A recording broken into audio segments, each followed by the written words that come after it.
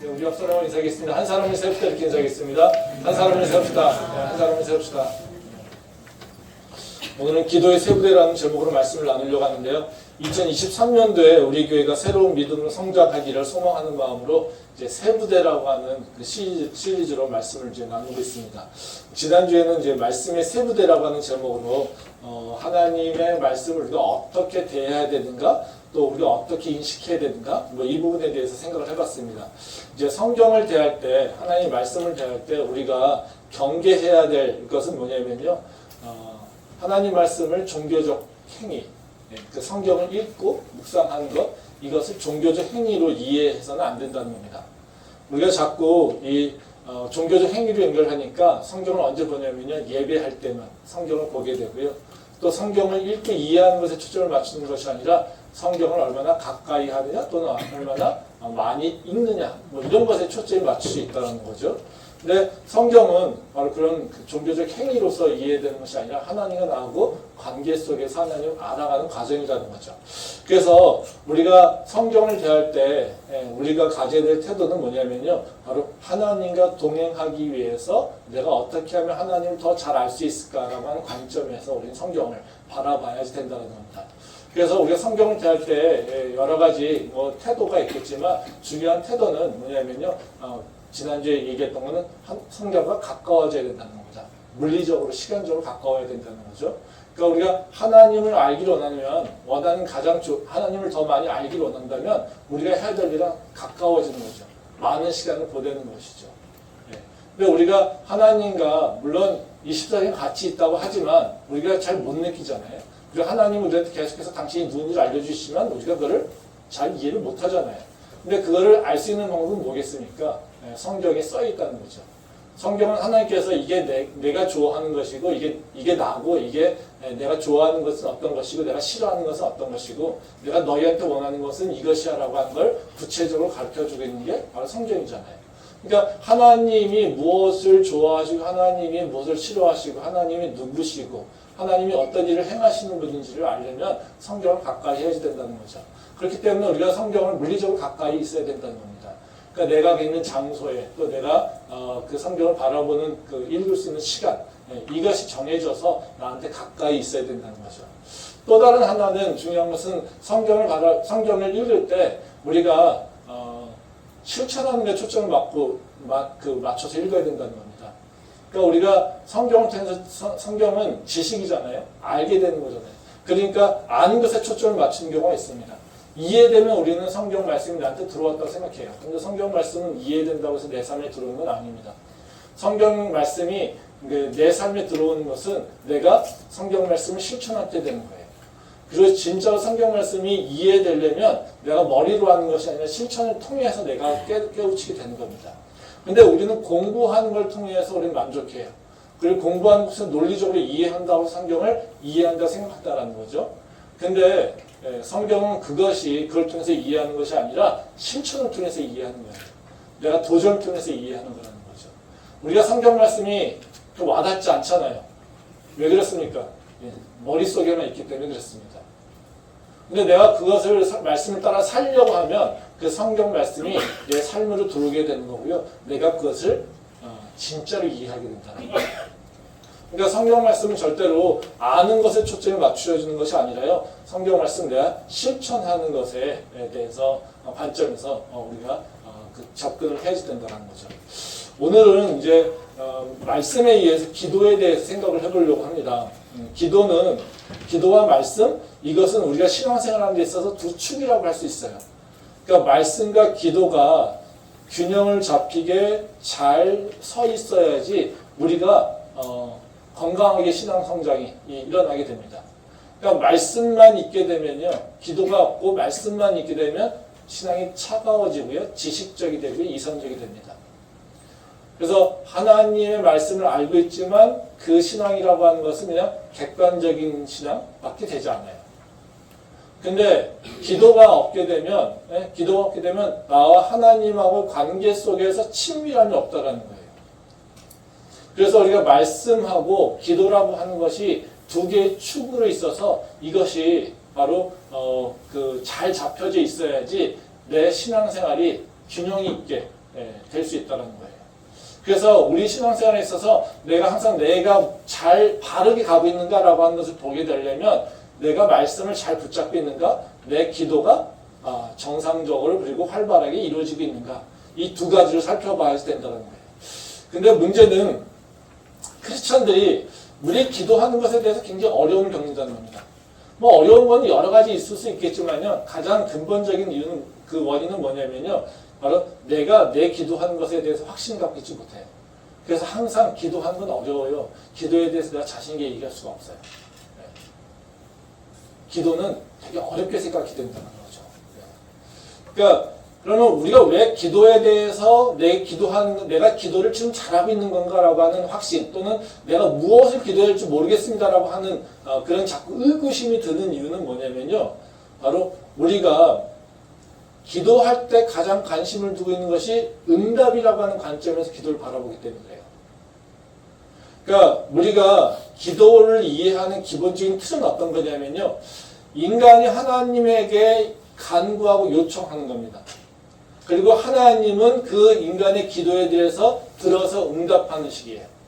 그래서 우리가 기도를 이해하는 그 틀은, 인식의 틀은 뭐냐면요, 인간의 간구와 하나님의 응답의 틀에서 이해돼요. 그러면 이 틀에서 인간이 해야 될 일은 뭐겠습니까? 하나님이 응답할 수 있도록 내가 하나님에게 잘 기도해야 되는 거예요.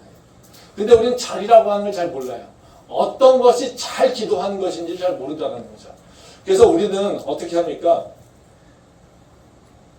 하나님이 응답을 잘할 수 있는 방법, 또는 하나님이 감동시킬 수 있는 방법이 뭘까를 고민해요. 그래서 우리가 기도할 때 많은 것이 우리 안에서 일어나는 나도 모르게 일어나는 그 기도의 문제는 뭐냐면요, 하나님을 어떻게 설득하고 하나님을 어떻게 감동시킬까, 이것에 대해 되게 고민을 많이 한다는 거죠. 그래서 우리가 이제 내가 아니라 다른 사람이 내가 원하는 것을 들어주고, 그리고 그것에 대해서 동의해주고, 그것에 대해서 나한테 뭔가 특혜를 베풀어주는 것, 또는 아니면 뭔가 이렇게 대응하는 것, 이것을 하는 방법에 인간의 가장 익숙한 방법은 뭐냐면요, 정성이에요. 그래서 우리가 기도를 이해할 때 가장 중요하게 여기는 게 정성입니다.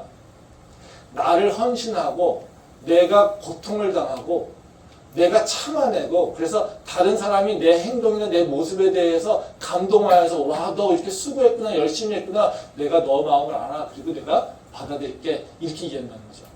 그래서 우리가 기도할 때, 기도하는 모습을 보게 되면요, 항상 뭐에 초점이 맞춰져 있냐면요, 하나님을 설득하고 하나님을 감동시키는 겁니다. 그래서 설득의 관점에서 얘기할 때 우리는 뭐를 고민하냐면, 무슨 말을 할지라는 거예요. 그러니까 기도하는 것이 어려운 이유는 뭡니까? 내가 무슨 말을 할까? 이거잖아요. 근데 그냥 아무 말이나 하면 된다고 얘기하는데, 우리는 아무 말이나 하면 되는 것에 대한 확신이 없어요. 왜냐하면 내가 원하는 것이 있고 받아야 되잖아요, 하나님한테. 그러면 내가 이걸 원하는 것을 받으려면 설득해야 돼요. 그렇죠? 그러니까 내가 뭔가 이렇게 좋은 말을 해야 되고, 하나님이 만족스러워하는 말을 해야 되고, 하나님 뜻에 합당한 말을 해야 된다고 한다는 거죠. 근데 우리는 하나님 뜻을 모르잖아요. 그리고 내가 무슨 말을 한다고 해서 하나님이 내 생각과 똑같을까라고 하는 생각을 우리는 확신 가질 수 없잖아요. 그리고 내가 무슨 논리로 하나님을 설득하겠어요? 내가 어떻게 얘기하면 하나님을 설득할 수 있을 거라고 내가 확신할 수 있겠어요? 그거는 인간에게 없어요.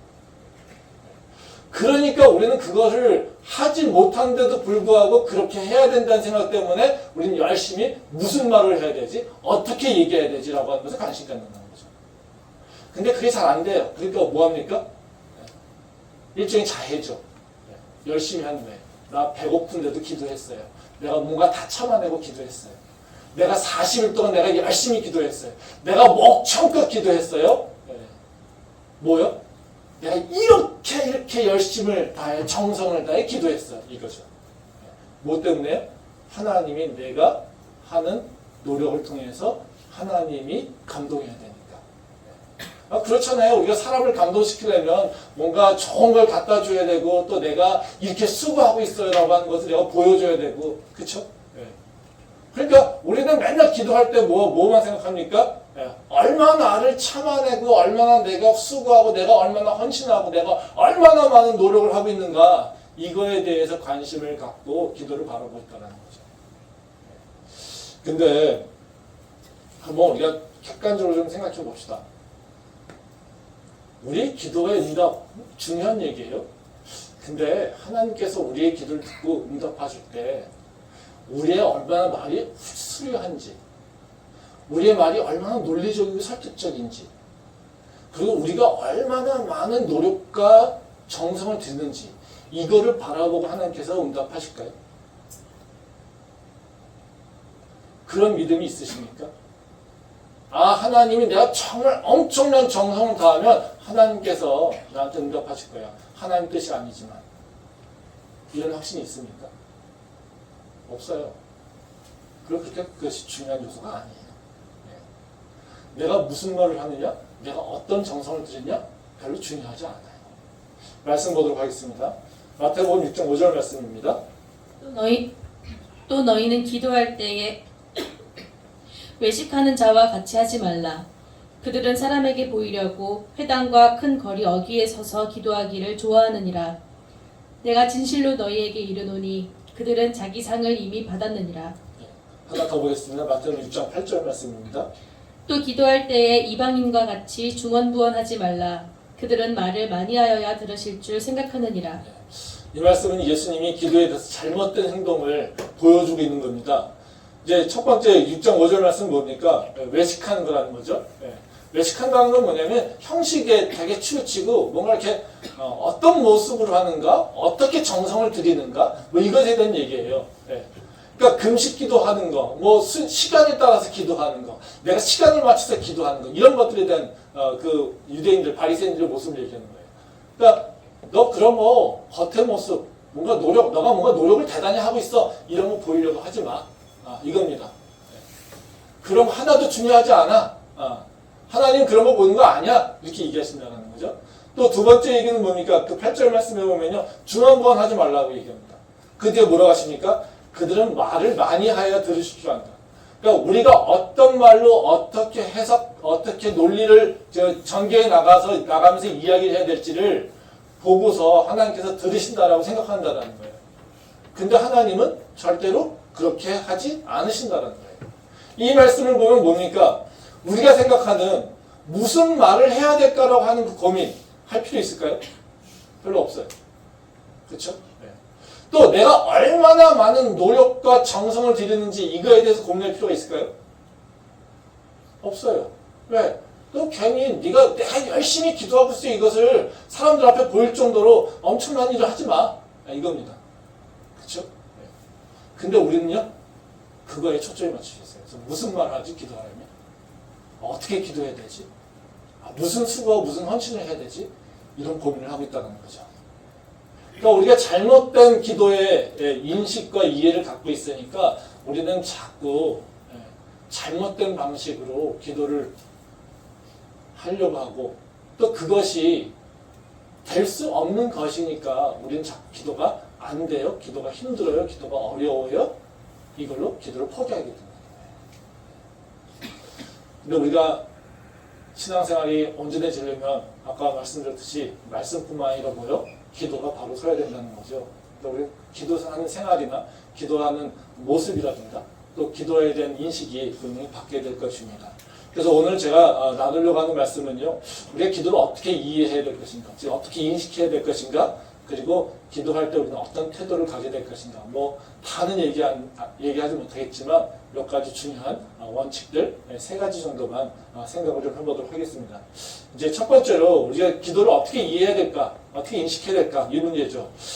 기도는 아까 얘기했듯이 인간의 요청과 하나님의 응답이라고 한 틀에서 얘기를 하는데요. 근데 그것보다 더 중요한 건 뭐냐면 우리가 초점이 응답이라고 하는 것보다는 더 관심을 가지게 되는 게 뭐냐면요. 하나님과 나하고의 관계 맺음에 더 초점이 맞춰 있어야 된다는 거예요.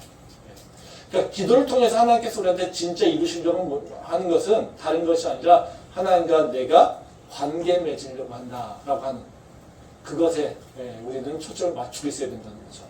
말씀 보겠습니다. 요한복음 15장 7절 말씀입니다. 너희가 내 안에 거하고 내 말이 너희 안에 거하면 무엇이든지 원하는 대로 구하라. 그리하면 이루리라. 이 말씀은 예수님이 이제 우리에게 어떻게 기도해야 되는지, 우리에게 이 땅에서 무엇을 해야 되는지를 설명해 주고 있는 말씀이죠. 근데 여기 보면 우리가 되게 좋아하는 얘기가 나오잖아요. 뒤에 보면 원하는 대로 구하라. 그러면 이루어지리라. 응답이잖아요. 그쵸? 우리가 뭐든지 기도하면 우리 하나님께서 응답해 주실 거야. 이런 거예요. 그쵸? 근데 이 응답에 대한 조건이 뭡니까? 앞쪽에 나와 있잖아요. 너희가 내 안에 거하고 내 말이 너희 안에 거하고 이거예요. 내가 하나님 안에 거하고요. 하나님 말씀이 내 안에 있으면. 내가 하나님에게 붙어 있으면. 그쵸? 가지가 포도나무에 잘 붙어 있으면 열매 맺는 거잖아요. 그쵸? 지금 그 말씀하고 있는 거죠. 지금 예수님께서 말씀하시는 너희가 무슨 말을 어떻게 해야 될지, 그리고 어떻게 주장해야 될지, 이것에 대한 얘기를 하고 있는 게 아니라 뭐라고 얘기하십니까? 너희가 내 안에 있고 내 말이 너희 안에 있으면 너는 응답받아. 너는 하나님의 은혜를 받게 돼 있어. 이거예요. 즉 예수님이 강조하는 건 뭐예요? 하나님과 나하고의 관계 형성이에요. 우리가 어떤 관계를 맺고 있는가에 따라 달려있다는 거예요. 우리가 하나님 안에 거하고 있지 않고 하나님 말씀이 내 안에 있지 않은 상태에서 그냥 욕심대로 계속해서 구하면 나 이거 원해요. 내가 정성을 다해요. 내가 엄청나게 뭔가 수고하고 헌신해요. 해봤자 이 말씀에 의하면요 응답 안 이루어진단 말이에요. 그러니까 우리가 기도라고 하는 것은 하나님께서 우리한테 원하는 것은 기도가 뭐냐면 너와 내가 하나 되는 거야. 그리고 응답이라고 하는 것은 너와 내가 하나 돼 있다는 것의 결론이야. 그러니까 우리가 기도에서 관심 갖는 건 뭡니까? 그래서 내가 어떻게 하나님과 하나 되지? 라고 하는 것. 이것에 관심 가져야 돼요. 내가 기도 생활을 어떻게 될까? 내가 어떻게 하면 하나님과 올바른 관계 맺음이 일어날까? 라고 하는 관점에서 우리는 기도를 해야 되는 거예요. 그리고 하나님과 내가 삶 속에서 내가 하나님과 어떻게 관계 맺음을 맺을까라고 하는 관점에서 나는 기도가 내 삶에 들어와야 된다.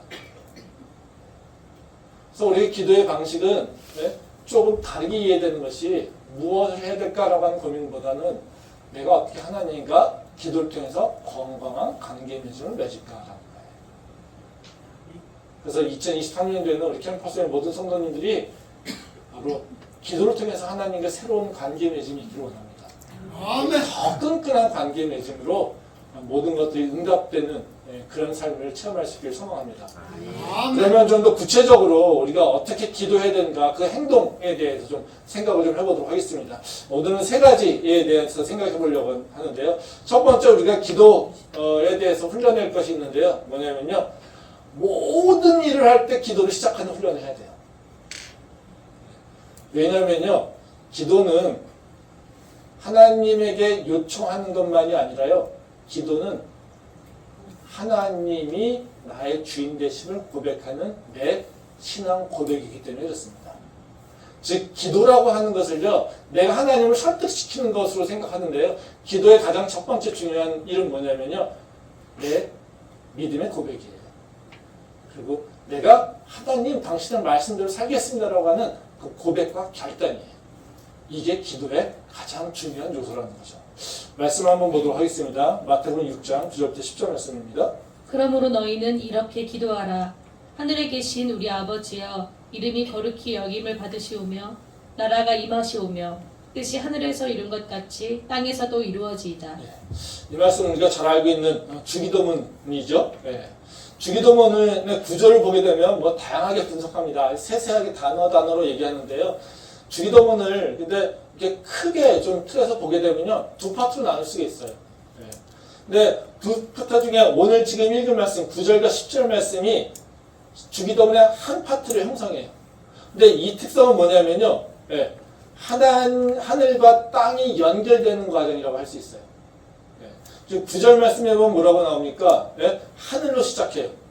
그리고 그 다음부터 일어난 게 하나님의 이름, 하나님의 나라, 하나님의 뜻이에요. 그렇죠?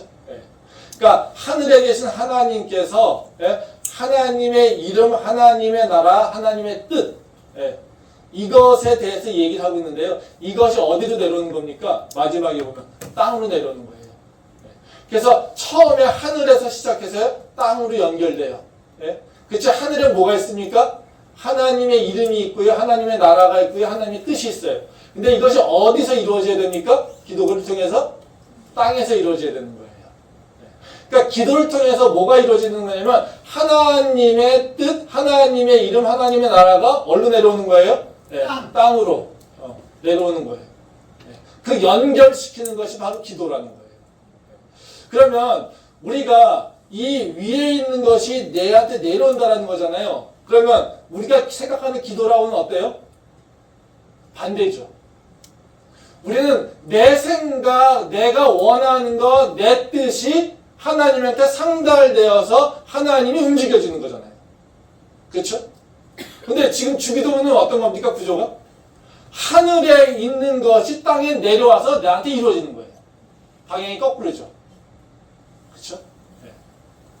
그러니까 내가 기도한다라고 하는 것은 어떤 거냐면 내가 하나님을 설득해야지라고 하는 관점이 아니라요. 하나님 뜻이 나한테 온전히 이루어지길 원하는 거예요. 네. 이게 믿음이에요. 그래서 기도는 뭐 하는 거냐면요. 하나님, 내 뜻이 아니라 하나님 뜻을 살겠습니다라는 거예요.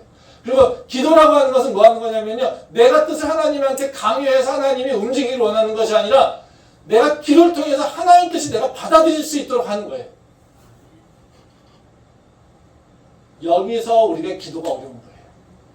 네, 이것 때문에. 기도는 철저하게요. 내가 하나님 아직은 모르겠지만요. 하나님 뜻을 받고 싶어요. 하나님 내가 자신은 없지만요. 하나님의 뜻에 따라 살기를 원해요. 하나님 내가 내 욕심 따라 사는 것이 아니라 내가 자신 없지만 하나님의 말씀에 따라 살고 싶어요. 들어가는 그 고백이 시작되는 게 기도예요. 그리고 또 내가 삶에서 사는 일들이 뭐예요? 나는 내 삶 속에서 하고 있는 모든 일들이 내가 원하는 대로 내 계획대로 이루어지기를 원해요. 그렇죠? 그래서 우리는 그것 때문에 기도하잖아요. 근데 사실은 어떻게 됩니까? 내 삶 가운데 하나님의 계획하심이 있어요? 근데 난 그것이 잘 몰라요? 그러니까 내 삶은 자꾸 힘들게 느껴져요? 이것이 환난이라고 생각하고 고난이라고 생각해요? 그렇죠? 예. 근데 이 고난과 환난 속에서 우리가 기대하는 건 뭡니까? 하나님 분명히 계획하신 것이 있을 거예요. 하나님께서 선하신 뜻이 있을 거예요. 아, 그래야 내가 하나님 그걸 모르는데요. 그것이 이제 나한테 이루어지길 원해요. 이 고백이 바로 기도라는 거예요. 그러니까 기도를 통해서 우리가 원해야 되는 궁극적인 건 뭐냐면요. 하나님의 뜻이 나한테 이루어지길 소망합니다. 내 뜻대로 사는 것이 아니라 이겁니다. 근데 이것이 어떤 부분에서 일어나야 될까요? 삶의 모든 영역에서. 그렇죠? 네. 그렇기 때문에 우리는 기도를 언제 해야 될까요? 모든 일을 시작할 때 기도하는 거예요. 하루를 시작할 때 왜 기도해야 됩니까? 오늘 하루가 내 삶에서 하나님 뜻대로 이루어지기를. 내가 공부 시작할 때 왜 기도해야 됩니까? 하나님 이 공부를 통해서 하나님께서 원하신 것이 열매 맺어지기를. 아멘. 내가 새로운 계획을 가지고 뭔가 시작해요?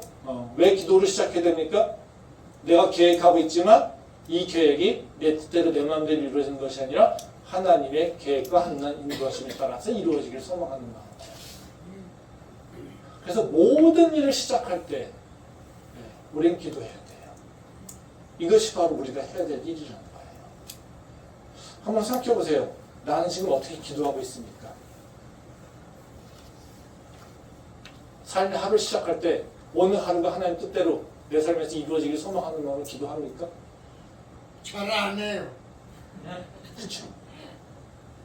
내가 공부하면서 내 공부가 내 욕심대로 이루어지는 것이 아니라 하나님께서 준 지혜로 하나님께서 원하시는 것을 깨닫고 알기를 소망하는 마음으로 기도합니까? 내가 진로를 계획하고 있어요. 내 진로 가운데 하나님께서 인도하심이 있기를 소망하며 내 뜻이 아니라 내가 원하는 것이 아니라 내 욕심대로 가는 것이 아니라 하나님의 인도하심에 대한 잘 이루어져서 그 하나님께서 인도하신 그 자리로 가기를 소망하는 마음으로 기도하고 있습니까? 그 길을 찾아가려고 노력하고 있습니까? 그 마음이 없기 때문에 우리는 기도가 어려운 거예요. 기도를 통해서 우리가 해야 될 일은 뭐냐면요. 하나님의 뜻이 내 안에 이루어질 수 있는 길을 내가 찾아가는 거예요. 근데 그 시작은 뭐냐면요. 주님, 당신이 주인이십니다라고 하는 고백하기 시작합니다. 그것이 바로 우리가 해야 될 일이라는 거죠. 근데 우리가 기도가 하나님 뜻이 나한테 내려온다라고 하는 이 의미, 이것이 참 쉽지는 않아요. 그리고 잘 동의가 되지 않아요. 우리는 신앙생활 하면서 처음에는 내가 원하는 것을 이루기를 원하고요. 그 다음에 뭔가 마음속에는 그 이루는 것을 원하는데 또 한편에서는 어때요? 내가 성경에서 계속 배웠어. 성경 공부하면서. 하나님의 뜻을 따라서 구할 때 내 기도가 응답돼. 그러니까 우리는 하나님의 뜻을 찾아가야 돼. 이런 생각을 하고 있다는 거죠. 그렇죠? 우리는 두 가지 마음이 자꾸 혼란스러워요. 혼동돼요. 그래서 우리는 자꾸 고민하는 게 뭐냐면요. 하나님 뜻도 있고 내 뜻도 있어. 근데 이것이 수렴돼야 돼. 근데 이것이 어떻게 수렴될까? 그리고 내가 어떻게 이 길을 찾아가지라고 하는 것에 대한 고민이 있어요. 어떻게 찾을 수 있을까요? 기도 가운데 이것이 찾아져야 돼요. 근데 여러 가지 방법이 있을 수 있겠지만요. 성경적으로 보게 되면요. 우리가 이것을 찾아갈 수 있는 방법은 하나는 뭐냐면요. 내가 원하는 것보다 내 삶가에서 하나님의 영광을 드러낼 수 있는 방법이 있을까를 고민하면 돼요. 그러면 내 삶에서 하나님의 영광이 나타나는 것을 볼 수 있게 해달라고 기도하면 우리는 자연스럽게 하나님의 뜻을 알아갈 수가 있어요. 말씀 보도록 하겠습니다. 에베소서 1장 3절 말씀입니다. 찬송하리로다. 하나님 곧 우리 주 예수 그리스도의 아버지께서 그리스도 안에서 하늘에 속한 모든 신령한 복을 우리에게 주시되. 말씀 또 보겠습니다. 에베소서 1장 10절부터 12절 말씀입니다. 하늘에 있는 것이나 땅에 있는 것이 다 그리스도 안에서 통일되게 하려 하심이라. 모든 일을 그의 뜻의 결정대로 일하시는 이의 계획을 따라 우리가 예정을 입어 그 안에서 기업이 되었으니 이는 우리가 그리스도 안에서 전부터 바라던 그의 영광의 찬송이 되게 하려 하심이라. 이제 이 말씀을 보면 이제 하나님의 축복이 우리에게 내려오는 것이 어떻게 이루어지는가를 보여주고 있어요. 그 3절을 보면 그런 얘기를 하잖아요. 네? 예수님 안에서 하늘의 신령한 복이 우리에게 내려온다 이렇게 설명하고 있어요. 그렇죠? 네. 그러니까 예수님을 통해서 우리가 하나님의 그 축복을 누리고 있다라고 하는 것을 설명하고 있는 거죠. 근데 여기 보면 10절에 보면 또 나오는 게 그 하늘의 복이 내려와서 일어난 일들에 대해 설명해 주고 있어요. 즉 우리가 하나님의 축복을 받은 것이 가장 보이는 보편적인 축복이 뭐냐면요. 예수 그리스도가 우리한테 내려오셨다는 거예요. 그러니까 예수님께서 우리한테 내려오신 이유는 뭡니까? 우리를 축복하기 위한 거예요. 우리에게 새 생명을 주시려고. 우리의 죄를 사해 주시려고. 우리가 붙잡히고 그리고 노예되어 있는 것에서부터 우리를 자유케 하시고 해방시켜 주시려고. 네. 그래서 예수님께서 내려오신 거예요. 이것이 있으니까 우리한테 뭐예요? 복이 되는 거예요. 근데 이것만일까요? 이 원리에 따라서 우리의 삶은 계속해서 하나님의 축복을, 하늘의 복을 누리고 살게 되는 거예요. 근데 이것이 어떤 결과를 내려오느냐. 하나님의 복이 내게 내려와서 내 삶이 변하는 일이 일어나는 거예요. 이것이 바로 10절부터 12절 나오는 말씀이라는 거죠. 그래서 거기 보면 11절에 보면 10절에 보면 뭐라고 나오냐면요. 그리스도 안에서 통일되게 하신다라고 하는 얘기가 나오고요. 그리고 또 11절에 보면 뭐라고 하냐면요. 우리가 예정을 입어 그 안에서 기업이 되게 하신다는 얘기를 하시고요. 그 다음에 12절 말씀에 보면 뭐라고 하냐면 그의 영광이 찬송이 되게 하신다는 거예요. 즉 우리가 예수님을 그냥 아는 것이 아니라 내가 예수님과 하나가 됐어요. 그러면 누가 바뀔까요? 내가 바뀌는 거예요. 우리가 구원을 받았다라고 하는 것은 그냥 죄가 다 씻겼다라고 하는 것이 아니죠. 우리가 구원받았다라고 하는 건 뭡니까? 나의 정체성이 바뀐 거예요. 내가 새 사람이 되는 거예요. 내가 새 사람 된 게 뭐냐라고 하는 거죠. 그러니까 하나님의 복을 받아서 우리가 새로운 사람이 됐다라고 얘기하는 건데, 그럼 하나님의 복을 받아서 새로운 사람이 됐습니다라고 하는 게 어떤 모습이냐는 거죠. 지금 에베소서 1장 10절에 나오는 말씀이에요. 내가 이제는 혼자 살았었는데 예수님하고 하나 됐어. 이거예요. 또 이제는 어떻게 해요? 내가 이제는 버려진 대로 내 마음대로 내가 원하는 거 막 살았는데 이제는 하나님의 기업이 됐어. 하나님이 유산을 받았다라는 거예요. 또 하나는 뭐냐면 이제는 내가 내 영광, 내 기쁨, 내 만족을 위해서 살았었는데 이제는 하나님의 영광과 하나님의 찬양이 됐어. 이겁니다. 결국에는 어떻게 해요? 내가 하나님에게 누가 되는, 하나님에게 수치가 되는 이런 존재였는데 이제는 하나님의 영광이 나타나는, 하나님의 영광이 드러나는 존재로 바뀌었다라고 하는 것을 얘기합니다. 그러면 기도 가운데 내가 하나님과 수렴이 됐어요. 내 가는 길이 수렴됐어요. 그럼 나한테 어떤 일이 일어날까요? 나를 통해서 하나님의 영광이 드러날 거예요.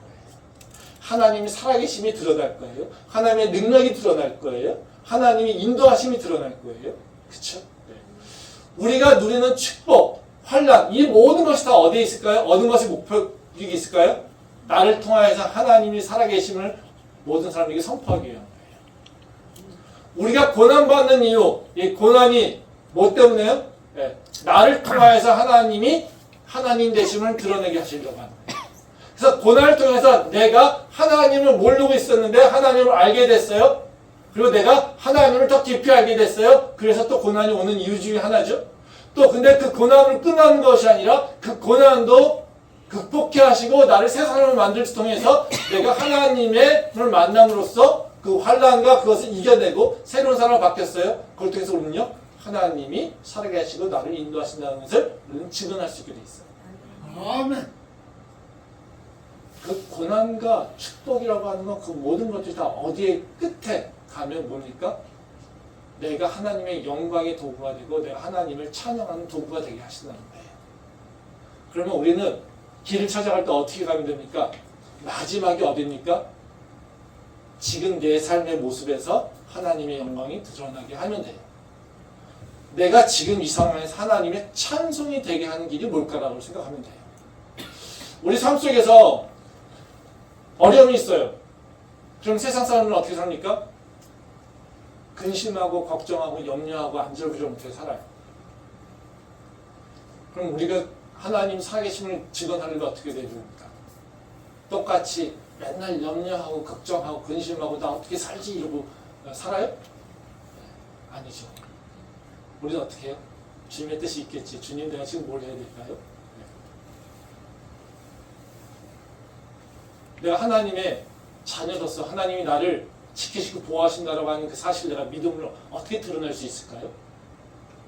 그렇죠? 하나님 이런 어려움이 온 이유는 나한테 뭘까요? 내가 뭘 바꿔야 될까요? 나를 돌아보는 거죠. 이것이 우리가 해야 될 일이에요. 그래서 처음에는 기도할 때 뭐요? 하나님 이것만 해결해 주세요라고 기도하지만 그 기도하는 과정 가운데 우리는 어떻게 될까요? 하나님 이걸 바꿔야겠네요. 하나님 내 모습을 이렇게 바뀌겠네. 하나님 내가 이렇게 도전해봐야겠네. 하나님 이런 걸 한번 해볼까요? 라고 하는 마음으로 바뀌어가는 거예요. 그게 기도의 매력이에요. 그래서 처음부터 기도 시작했는데 계속해서 기도가 똑같다. 기도가 잘못된 거예요. 기도는 바뀌어야 돼요. 한번 생각해보세요. 내가 연애를 하는데 나 만나면 맨날 내 여자친구가 또 내 남자친구가 똑같은 얘기를 반복해요. 넌 이래야 돼, 넌 이래야 돼, 넌 이래야 돼, 넌 이래야 돼. 그렇죠? 네. 진짜 상대를 생각하는 걸까요? 상대랑 소통하는 걸까요? 아니죠. 그렇죠? 네. 근데 우리는 하나님한테 맨날 이래야 된다고 계속 얘기해요. 그것이 10년씩 가는 사람도 있어요. 그렇죠? 네. 하나님과 소통이 일어나고 있는 걸까요? 그게? 아니야. 아니죠. 기도는 하나님과 소통이잖아요. 하나님과 하나됨이 안 되고 있는 거라는 거죠. 그래서 기도할 때 가장 먼저 뭘 해야 되냐면요. 하나님 내가 하나님의 통치 가운데 들어가기를 원합니다. 하나님 내가 하나님의 영광의 도구가 되기를 원합니다. 하나님 내가 하나님의 찬송이 되기를 원해요. 어떻게 해야 될까요? 물어봐야 되는 거예요. 그래서 하나님 내 삶에 있는 문제들도 얘기하지만 그리고 하나님께 물어보도 가야 된다는 거예요. 이게 기도예요. 그걸 통해서 우리가 하나님이 나의 주인 되심을, 그리고 하나님과 내가 하나 되는 그런 과정을 경험하는 거예요. 그게 기도라는 거죠. 그 은혜가 우리한테 있길 소망합니다. 아멘. 두 번째로 우리가 기도할 때 해야 될 일은 뭐냐면요. 기도하려면 준비가 필요해요. 어떤 준비냐면요. 무슨 얘기를 해야 될지를 준비해야 돼요. 네. 우리는 기도하려고 하면 그냥 생각에 눈 감고 있으면 된다고 생각해요. 아무 때나 그냥 눈만 감고 있으면 된다고 생각해요. 기도는 절대 그렇지 않아요. 네. 기도하려면요, 뭘 해야 되냐면요, 내가 준비해야 돼요. 무슨 얘기를 해야 될지. 왜냐하면 기도는 믿음이라고 하는 것이 내 삶에서 드러나는 거거든요. 그러니까 즉 기도를 통해서 나의 믿음이 내 삶에서 실현되는 거예요. 그러니까 이 기도하는 것과 실현되는 것이 합치되면서 나는요, 믿음이라고 하는 것이 더 공고해져요. 그런데 우리는 그것을 안 하니까 자꾸 우리는 기도라고 하는 것을 어렵고 또 기도라고 하는 것에 대한 능력을 체험하지 못한다는 거예요. 그래서 기도는요, 그냥 눈 감고 하는 것이 아니라 기도하기 전에 반드시 뭘 해야 되냐면요, 무슨 기도를 해야 될까 생각하고 고민해야 돼요. 그리고 정리하고 들어가야 됩니다. 이게 기도예요. 말씀 보도록 하겠습니다. 마태복음 6장 11절부터 13절 말씀입니다. 오늘 우리에게 일용할 양식을 주시옵고 우리가 우리에게 죄 지은 자를 사하여 준 것 같이 우리 죄를 사하여 주시옵고 우리를 시험에 들게 하지 마시옵고 다만 악에서 구하시옵소서. 나라와 권세와 영광이 아버지께 영원히 있사옵나이다. 아멘. 네, 이 말씀은 이제 주기도문의 두 번째 부분이죠. 그 예수님께서 이 두 번째 파트에서 얘기하시는 건 뭐냐면요, 우리에게 일용할 양식을 위해서, 우리의 죄를 위해서, 우리의 구원을 위해서 기도하라고 이렇게 얘기하고 있어요. 근데 이 말씀이 앞부분하고 좀 다르죠, 특성이. 앞부분에서 뭐가 강조됐습니까? 하늘에 하나님의 이름, 하나님의 나라, 하나님의 뜻이었어요. 그렇죠? 근데 여기는 다 뭡니까? 우리를, 그렇죠? 네. 우리가 우리에게, 그렇죠? 우리 죄를, 네. 우리를 시험에 들게, 다 대상이 어디에 있습니까? 우리를. 그렇죠? 네. 그러니까 기도라고 하는 걸 통해서 뭐가 변해야 되는 거예요? 내 삶에서 역사가 일어나야 되는 거예요. 네. 그러니까 기도를 하게 되면 반드시 일어나는 일이 있어요. 내 삶의 변화가 일어나게 되는 거예요. 그래서 기도라고 하는 것은요, 예? 어떻게 성경하고 좀 다르게 우리랑 만나는 부분이, 하나님을 만나는 통로가 있는데요. 기도라고 하는 것은 그러니까 성경은 하나님과 나하고 객관적으로 좀 만나요. 그러니까 객관적인 하나님. 이건 누구나 다 알 수 있는 하나님을 만나게 돼요. 근데 기도는요, 네, 하나님하고 나하고 친밀하게 만나는 거예요. 그러니까 내가 기도를 통해서 만난 하나님을요, 다른 사람이 다 이해를 못해요. 왜? 기도를 통해서 나와 하나님의 친밀감이 있기 때문에. 왜? 1대1의 만남이 있기 때문에. 그러니까 이 표현이 맞는지 모르겠습니다. 그러니까 우리가 저 신문에서 보게 되면 뭐 대통령을 이제 사적으로 만났다 이런 거잖아요. 사적으로 만나는 게 왜 중요해요? 대통령이 무슨 행하는지 다 뉴스에 나오잖아요. 그렇죠? 네. 근데 사적으로 만나면 뭐 할까요? 나와의 긴밀한 대화가 있다는 거잖아요. 그렇죠? 네. 다른 사람이 모르는 대화가 있다는 거잖아요. 그렇죠? 성경은 어떻게 해요? 모든 사람들에게 하나님이 나는 누구야를 설명해 준 거예요. 그리고 근데 내가 사적으로 기도는 만나는 건요, 나의 문제를 가지고 하나님과 사적으로 만나는 거예요.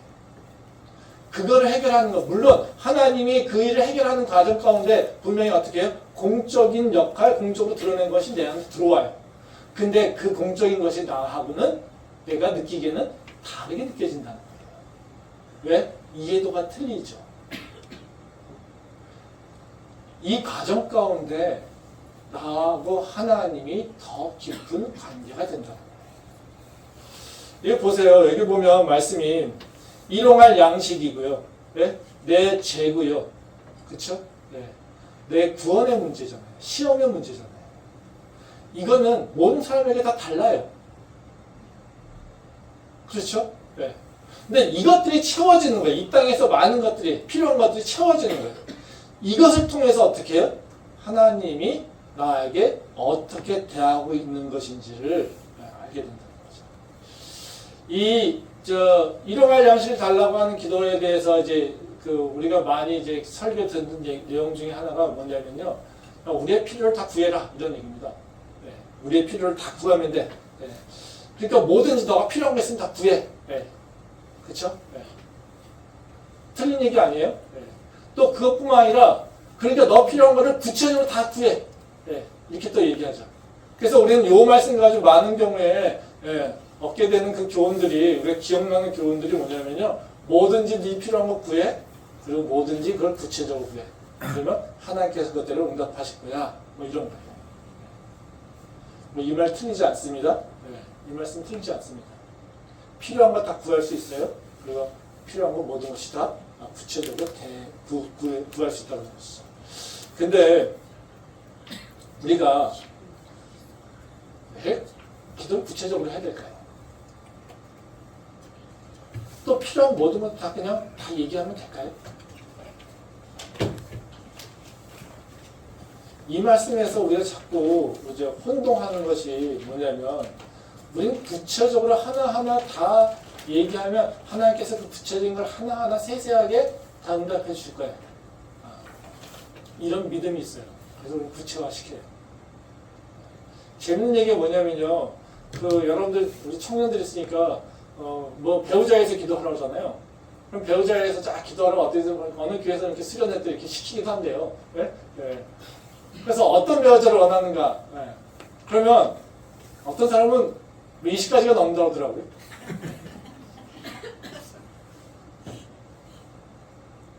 다 이러실까요? 아니, 잘생긴 사람, 건강한 사람, 돈 많은 사람, 명예가 있는 사람, 성품이 좋은 사람, 믿음이 좋은 사람, 학벌이 좋은 사람, 배경이 좋은 사람. 난 이런 사람 좋아요. 아침마다 나한테 커피를 끓여줄 수 있는 사람, 아침마다 나한테 허그를 해주면서 따뜻하게 나를 반겨줄 수 있는 사람. 언제나 저녁 때 일찍 와가지고 나를 도와주고 가정적인 사람. 이거 한 20개, 30개 되면 다 그렇게 될까요? 못해요. 못하신대요. 하나님께서 다 그렇게 할까요? 아니, 웃긴 얘기죠. 그렇죠? 네. 그렇게 얘기하는 것 자체야. 생각해보세요. 근데 너 필요한 거 다 얘기하시면 들어주신다는데? 네 일용할 양식을 위해서. 우리가 구체적으로 기도하라고 하는 것에서는요, 생각해야 될 부분이 있습니다. 두 가지예요. 하나는 왜 구체화시키냐는 거죠. 기도의 제목. 왜 구체화시킬까요? 우리의 필요를 다 적나라하게 다 알기 위해서? 하나님께서 그것대로 다 이루어진 걸 위해서? 내가 얘기 혹시 안 하면 하나님께서 그걸 안 들어주실까봐? 아니요. 오늘 우리 찬양하면서 또 가사에 있잖아요. 내가 아는 것보다 내 기도에 내가 필요한 걸 더 잘 아시는 하나님이에요. 그렇잖아요. 내가 뭐가 필요하다고 하는 것보다 하나님은 나한테 진짜 뭐가 필요한지 나보다 나를 더 잘 아시는 분이에요. 근데 이렇게 구체적으로 기도할 필요가 뭐가 있겠어요? 하나님이 내가 필요한 걸 알게 하기 위해서 기도는 구체할 필요가 없는 거예요. 나보다 더 잘 아시잖아요. 이 기도를 구체화시키라는 건 뭐냐면요. 내가 하나님의 역사하심을 알기 위해서예요. 나를 위한 일이에요. 나를 위한 일. 기도를 통해서 우리는 하나님 나한테 역사하시는, 즉 하나님이 내한테 내려오셔서 하나님이 일하신 것을 내가 아는 방법이 기도예요. 기도를 하지 않으면요, 우리가 하나님의 그 은혜를 못 받을까요? 받아요. 우리는 은혜 없이는 못 살아요. 근데 우리가 왜 기도해야 되냐면, 왜 구체화시켜서 기도해야 되냐면, 기도를 할 때 하나님 내가 받고 누리고 있는 것이 하나님의 은혜인 것을 알 수 있어요. 내가 구한 것이 뭐가 있을 때, 그것이 이루어졌을 때 하나님께서 주신 것을 내가 알 수 있어요. 내가 원하지 않는 것을 줄 때, 그 원하지 않는 것을 받는 사람은 내가 그 사람이 나에게 얼마나 필요한 것을 주고 있는지 그 감사함을 몰라요. 근데 내가 원했고 구했고 그것이 이루어졌을 때 그 주신 것이 내가 지금 받고 있는 것이 내가 내 능력을 한 것이 아니라 하나님께서 나한테 주신 거라고 하는 것을 내가 알게 돼 있어요. 그래서 구체화시키라고 하는 건요. 바로 하나님의 일하심이 내 삶에서 일어났다라고 하는 것을 내가 경험하게 돼요. 그게 바로 우리가 구체적으로 기도해야 되는 일이에요. 그래서 구체화시키는 이유는요. 바로 내가 하나님한테 지금 뭘 원하고 있지라고 하는 것을 잘 알기로 하는 거예요. 또 다른 하나는 뭐냐면요. 구체화시켜야 되는 이유는 뭐냐면요.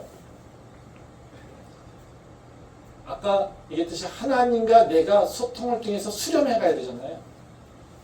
근데 내가 무엇을 원했고 내가 어떻게 수렴해 가고 있는 것을 그 변화의 과정을 알려면 기도의 점이 구체화돼야 된다는 거예요. 그리고 그 과정 가운데 기획된 점을 내가 보면서 내 삶이 바뀌게 돼 있어요. 아, 필요 없는 걸 원했구나? 그러면 어떻게 해요? 기도의 점에서 빠져야 돼요.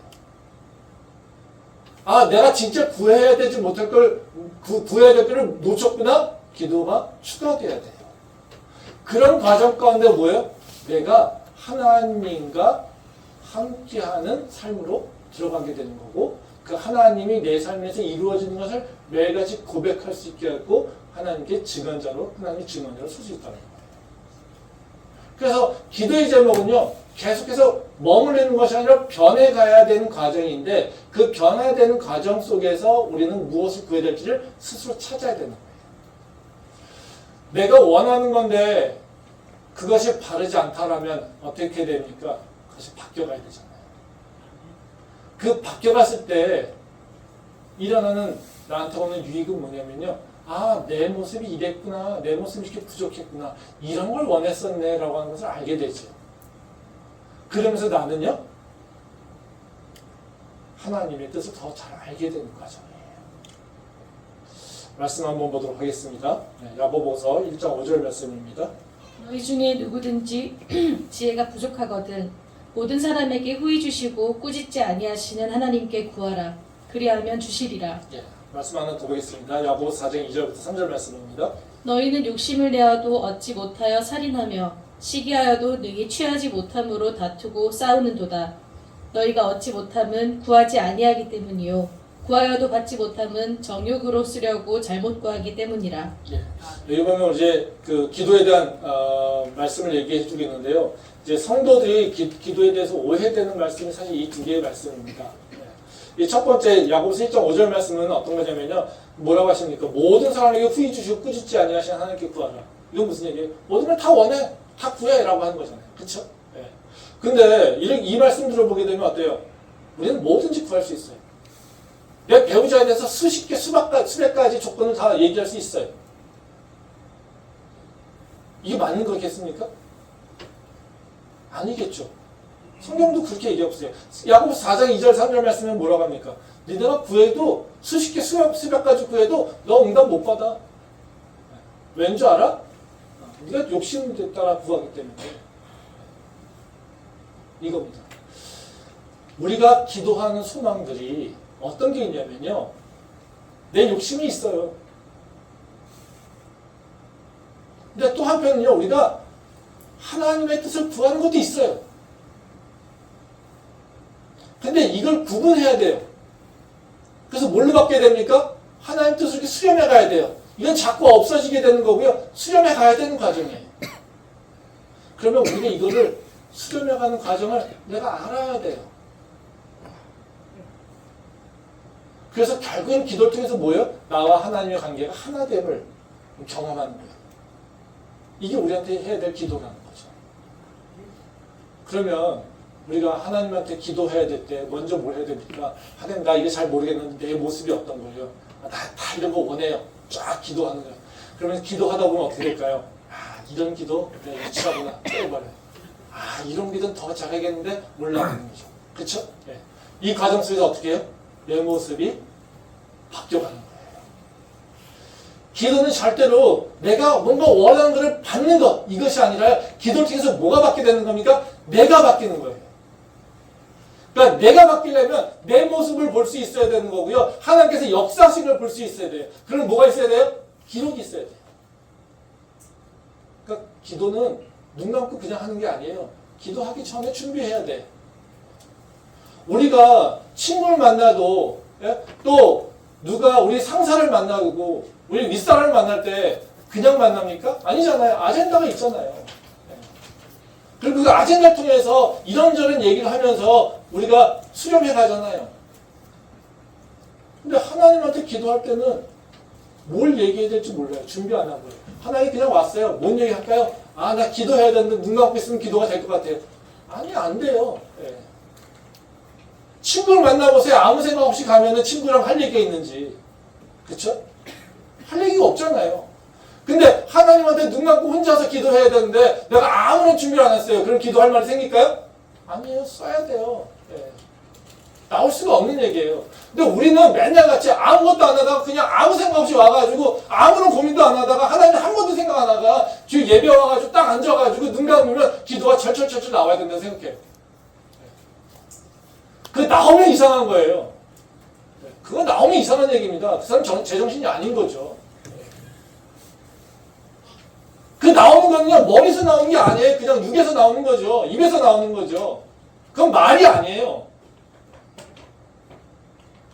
기도는 철저하게 준비해야 돼요. 내 기도의 제목은 뭡니다라고 하는 것을 써야 돼요. 그러니까 노트를 만드는 거죠. 한번 생각해 보세요. 내가 지금 안 됩니다. 기도를 할 수 없습니다. 기도를 어떻게 될지 모르겠습니다. 그 전에 난 지금 기도 노트가 있습니까? 내 기도의 제목을 정리하는 노트가 있습니까? 그것이 어떻게 바뀌어가는 건지 기록한 것이 있습니까? 내가 하나님께 무엇을 얘기해야 될지 기도 노트를 갖고 있습니까? 기도 노트도 정리하고 있지 않는데 어떻게 내가 기도를 잘하길 원하고 내가 기도를 쓸쓸하길 원하고 내가 기도를 정말 하나님께 뭘 구해야 될지를 그때그때 원할 수 있는지를 어떻게 얘기할 수 있냐는 거죠. 기도는 어려운 게 아니라요. 준비 안 하기 때문에 못하는 겁니다. 기도 자체가요. 힘든 것이 아니라요. 기도에 대해서 고민하고 있지 않기 때문에 그래요. 하나님과 관계에 대해서 고민하고 있지 않기 때문에 그래요. 기도로 새로운 삶으로 나가길 원한다면요. 당장 기도 노트부터 만드십시오. 그리고 그걸 작성하세요. 매일같이 바뀌진 않아도요. 그것을 변화되는 것을 내가 경험해야 됩니다. 그래서 기도라고 하는 것을 계속해서 내가 원하는 것들이 바뀌어가야 되는 거예요. 뭘요? 믿음을 기준으로서요. 말씀 보도록 하겠습니다. 잠언 30장 8절 9절 말씀입니다. 곧 헛된 것과 거짓말을 내게서 멀리하옵시며 나를 가난하게도 마옵시고 부하게도 마옵시고 오직 필요한 양식으로 나를 먹이시옵소서. 혹 내가 배불러서 하나님을 모른다. 여호와가 누구냐 할까 하오며 혹 내가 가난하여 도둑질하고 내 하나님의 이름을 욕되게 할까 두려워함이니이다. 이 잠언 기자가 자기 기도의 제목을 얘기합니다. 이게 참 놀라운 얘기죠. 다 아시는 얘기죠. 예, 잠언 기자가 얘기하는 건 뭐예요? 내가 부하기를 원하지 않아요? 내가 가난하기를 원하지 않아요? 예, 그럼 뭐예요? 난 적당히 그냥 중산층으로 살고 싶어요 이럴까요? 아, 난 그냥 뭐 잘 살는 거 원하지 않아요? 난 그냥 가난하기도 원하지 않아요? 난 그냥 중위소득, 예, 딱 중산층. 서울시의 평균 사람이 서울시 아파트 30평에 뭐 자동차 하나 갖고 있고 이렇게 얘기하는 걸까요? 그 정도 돈 주세요 이렇게 얘기할까요? 전혀 그런 얘기 아니에요. 그런 기준이 아닙니다. 네. 그럼 이 사람의 부함과 가난함의 기준이라고 하는 건 뭐겠어요? 뒤에 나오는 거잖아요. 그런 거 원하지 않고요. 내가 하나님을 놓쳐버리지 않도록 부함도 가난함도 아니라 그냥 하나님과 잘 만날 수 있도록 그 정도의 환경을 허락해 주세요. 놀라운 얘기죠. 이런 기도가 그냥 나왔을까요? 이 사람이 부한 것에 대해서 기도하지 않았을까요? 가난을 피하게 해달라고 기도하지 않았을까요? 이 과정 가운데 이 사람은 우리가 얘기하는 하나님 돈 많이 주세요라고 하는 그 기도의 위험을 알게 된 거예요. 가난이라고 하는 것이 얼마나 우리한테 어떻게 위협이 되는 것인지를 알게 해주는 거, 체험하게 된 거예요. 그래서 이 사람에게 있어서는 돈이 많고 적으면 문제가 아니라 주님, 내가 당신과 믿음으로 하나, 믿음이 온전해지기를 원합니다. 당신과 관계가 끊어지지 않기를 원합니다. 내가 부자여서 하나님 필요가 없기 때문에 기도하지 않는 자가 되지 않기를 원해요. 내가 가난하여서 하나님 당신의 내 가난함을 벗어나려고, 내 배고픔을 벗어나려고 내가 범죄하지 않기를 원해요. 이거예요. 이 기도의 제목이 한순간에 나왔겠습니까? 아니, 아니라는 거죠. 기도를 잘한다라고 하는 건요, 이런 기도의 제목이 나와야 되는 거죠. 우리가 원하는 게 다 있었을 겁니다. 근데 그 가정 가운데 하나님 이런 건 필요 없어요. 왜냐하면요, 이거는 내가 하나님 관계에서 중요하지 않기 때문에. 오히려 이걸 갖게 되면요, 하나님과 내 관계가 깨져버리니까요. 이런 것들은요, 내가 지금 원하지만 나는 그걸 버리겠습니다. 이런 결단이 있어야 되는 거죠. 그게 믿음이죠. 매일같이 난 이거 필요해, 이거 주세요, 이거 주세요만 원하는 거. 그래서 하나님, 내가 계속해서 기도했는데 내 필요한 건 왜 안 주세요? 이거 오랫동안 기도했는데 왜 안 주세요? 이러고 원망하고 불평하고 있는 거 되게 미련한 짓이에요. 그리고 되게 욕먹을 짓이에요. 그걸 가지고 불평하지만 그거 정말 창피한 일이에요. 정말 스스로를 수치스럽게 생각해야 된다는 거예요. 수년 동안 똑같은 걸로 왜 나한테는 이걸 해결해 주지 않습니까? 왜 나한테는 이 문제를 해결하지 않습니까? 그 똑같은 문제로 기도하는 것은요, 창피한 일이에요. 내가 기도에 대해서, 하나님에 대해서 하나도 고민하고 있지 않다는 얘기예요. 삶 자체가 문제라는 겁니다. 그렇게 기도하는 것은요. 그런 기도의 점을 갖고 있다는 건요, 내 삶 자체가 문제라는 거예요. 내 삶 자체가 완전히 문제 있다는 거예요. 기도는요, 그게 아니에요. 바뀌어야 돼요. 하나님한테 맞춰가야 돼요. 그리고 하나님께서 주시는 것을 보고서 내 삶이 바뀌어가야 돼요. 이게 기도예요. 오랫동안 기도의 제목으로 남아있는 것들이 있다면 그것에 대해 다시 생각해야 돼요. 다른 도전을 해야 된다는 거예요. 그것이 우리가 기도하는 하나의 방법이에요. 그렇게 내 기도 제목을 난 스스로 점검해야 돼요. 내가 무엇을 원하는지. 그것이 정말 필요한 것인지. 이게 우리가 해야 될 일이라는 것이죠. 그 변화가 우리 하나님께 소망합니다. 시간이 많이 지나갔지만요, 되게 중요한 거라서 마지막 하나만 더 마무리하고 얘기하도록 하겠습니다. 우리가 기도하다 보면요, 이제 하나의 문제점이 뭐가 있냐면요, 하나님, 나 기도해야 되는데 중요한 거 알아요. 근데 내가 너무 힘들어요. 내가 너무 지쳐있어요. 마음이 약해서 기도가 안 돼요. 그렇죠? 제가 몇 번 얘기했거든요. 저는 그 찬양 되게 싫어한다고. 네? 마음이 아파서, 마음이 연약해서 기도할 수 없어요. 네. 그 찬양은 예수님께서 너를 위해서 기도한다는 걸 알아라, 그리고 힘내라고 하는 건데, 우리는 하나님, 내가 너무 마음이 힘들어서 기도할 수 없어요. 그렇죠? 네. 그럼 마음이 힘들어서 기도하지만서도 우리 어떻게 해야 될까요? 하나님, 난 기도할 수 없으니까 그냥 잘게요. 하나님, 기도할 수 없으니까 난 집에서 포즈해 있을게요. 하나님, 난 기도할 수 없으니까 난 그냥 내 친구랑 술이나 마실게요.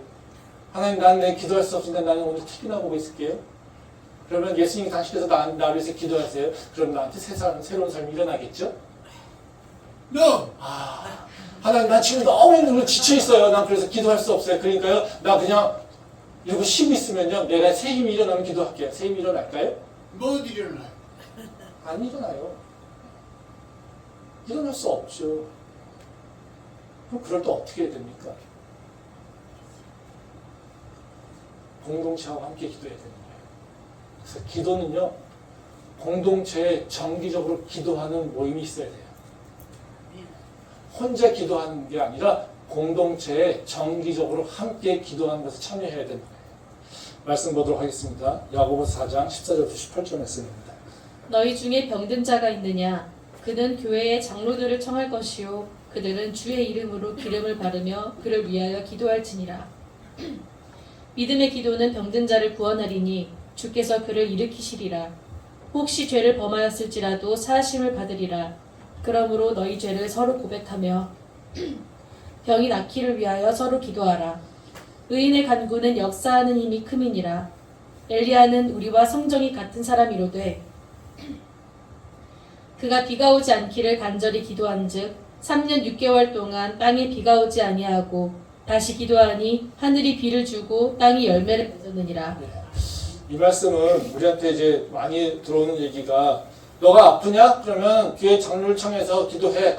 예, 이런 얘기죠. 예, 그래서 우리는 열심히 아프면 목사님의 안수기도를 원하는 것이죠. 예, 이 말씀이 바로 그걸 원하는 걸까요? 아니요. 아, 기름을 바르고 기도해. 예, 그러니까 목사님 와가지고 기름 바르고 기도하면 안수기도하면 날까요? 아니야. 뭐 날 수도 있습니다. 그건 하나님 뜻이니까요.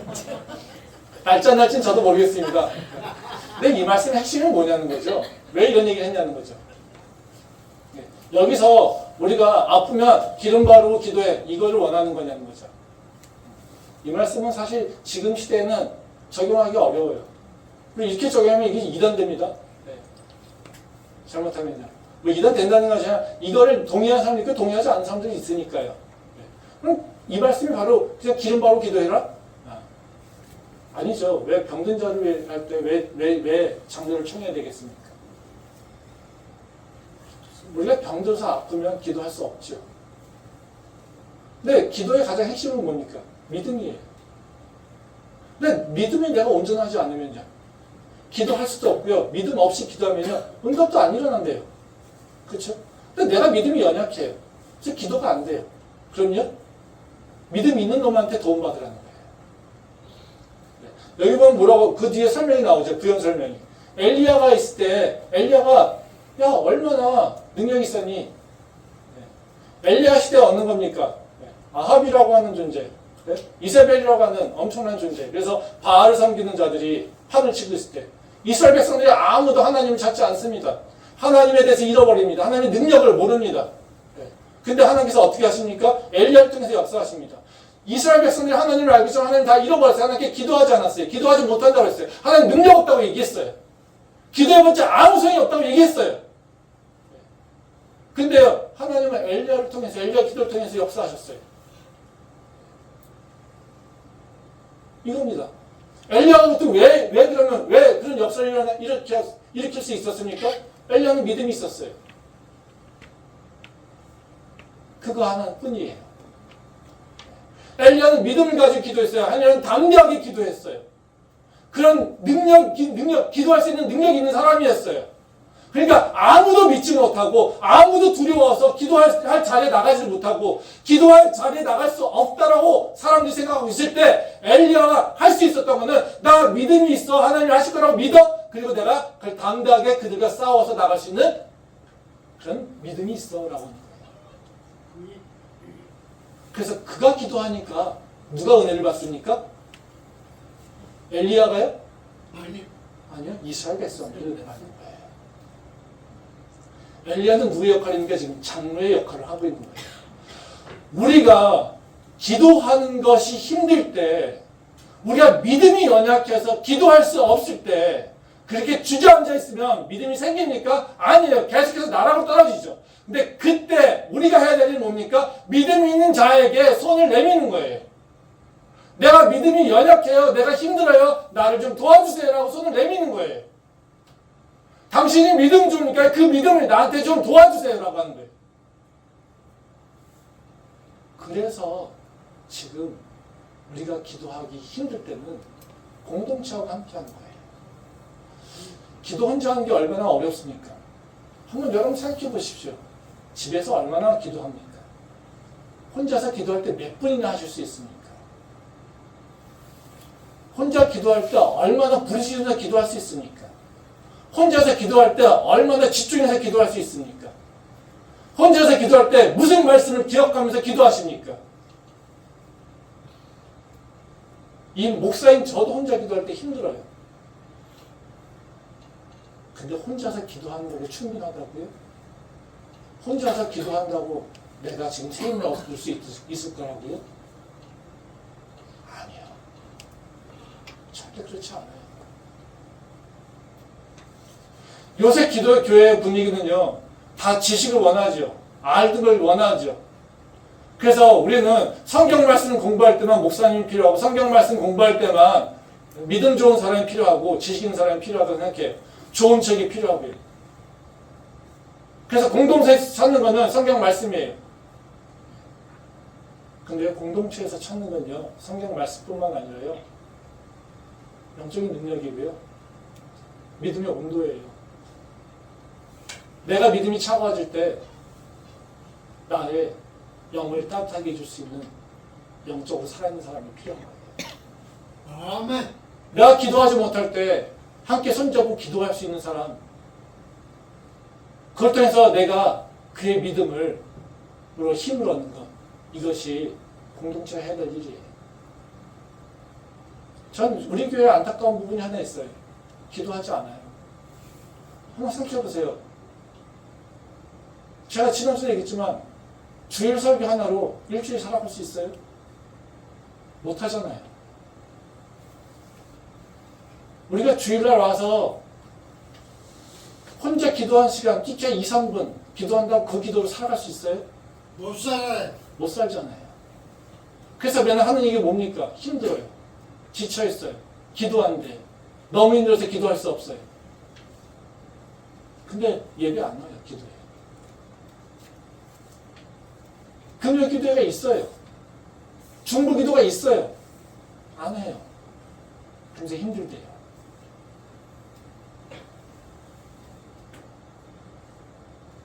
그 모습으로는 절대 바뀌지 않아요. 그 모습은 절대 힘든 거에서 탈피하지 못해요. 그 모습에서는요, 기도의 능력이 하나님의 뜻이 내 삶에 들어오지 못해요. 들어와도 알지도 못해요. 은혜 줘도요, 그게 은혜인지도 몰라요. 그게 우리의 모습일 수 있어요. 근데 그게 이렇게 살기 원합니까?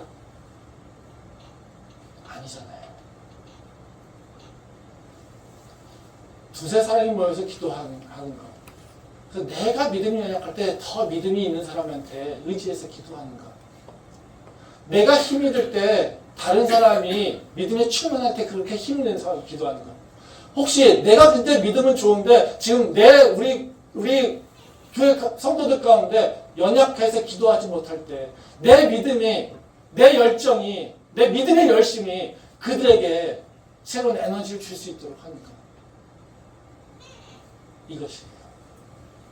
제가 안식년 갔을 때 새벽 기도 하면서 경험했던 것이요. 한 권사님이 제가 기도하는 걸 보고 되게 힘이 받았다고 저한테 이렇게 막 이렇게 감사하다고 하면서 저한테 막 이렇게 식사도 대접을 했던 분이 계세요.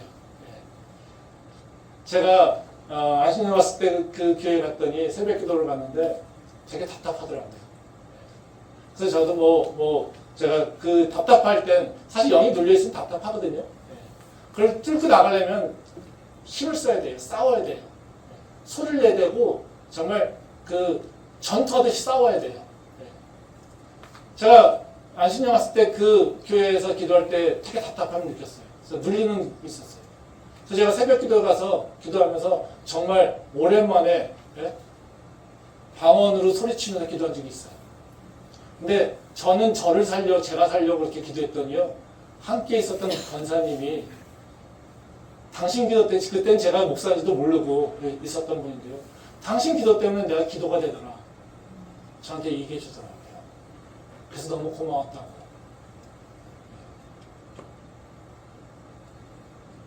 기도라고 하는 건요, 믿음으로 하는데요. 그 믿음이요, 내 믿음의 성장을 내 스스로 내 믿음으로 담보하지 못할 때가 있어요. 아멘.